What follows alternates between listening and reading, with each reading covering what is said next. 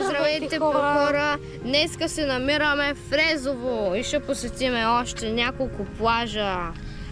Първо, аз съм Боби Студио, той е Никола Студио, малко рекуперач съм. Да, знаеш, знаете.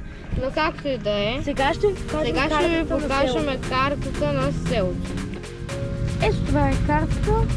Ето тук се намира Резово, там е Синеморец, а ето там е Автополо. Както виждате, ето там е църквата Свети Йоан Кръстител. Ще доближа, за да може да си го прочетете, не знам дали ще се вижда хубаво. Но ето. Така, там се намира едно скарство.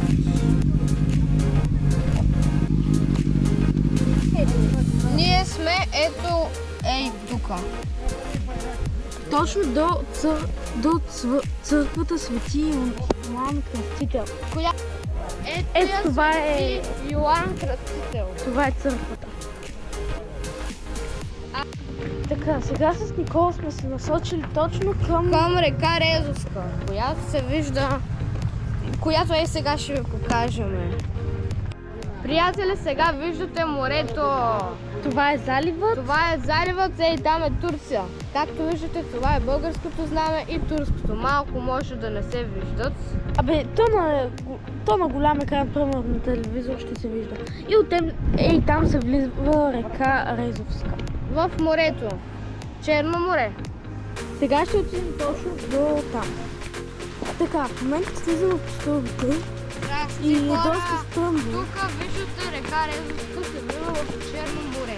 Както виждате, там където е турското знаме, е границата с България. И Турция. Не забравяйте. Ето го огромното знаме. Вижте българското знаме и турското знаме. Ето е реката. Ето този паметник казва, че в момента Република България, община Царево село Резово. В момента сме на най-югоизточната точка на България. На Европейския съюз. Реално малко по-далеч има още по-югоизточно. Така, в момента това знаме до мен е огромно, обаче не е най-голямото в България. Най-голямото знаете ли къде е? Да, знаеме. Къде? Където трябва. В Ямбол. Не е в Ямбол. Как? Не е в Ямбол. Не е в Ямбол. Сега ще проверим. Ето там трябва да е турското знаме, обаче явно е свалено. Ето е река Резовска.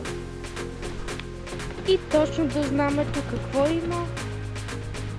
Ресторанче. Изглежда по-приятно. Ето.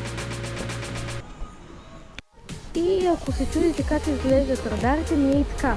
Една висока кула с една пръчка отгоре. Това са радари за лодки. Не знам дали се вижда, сигурно на по-голям екран ще се вижда. Така, и това е краят на днешното видео. Това е краят на днешното видео с река Велека.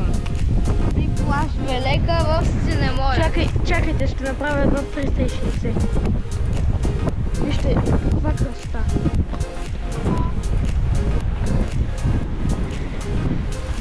Река Велека изглежда колкото река Тунджа в Ямбол. Да. Там е река Велека, а това са плажовете. Тук се прави маратон по тичане на име Каланча, който почва от там.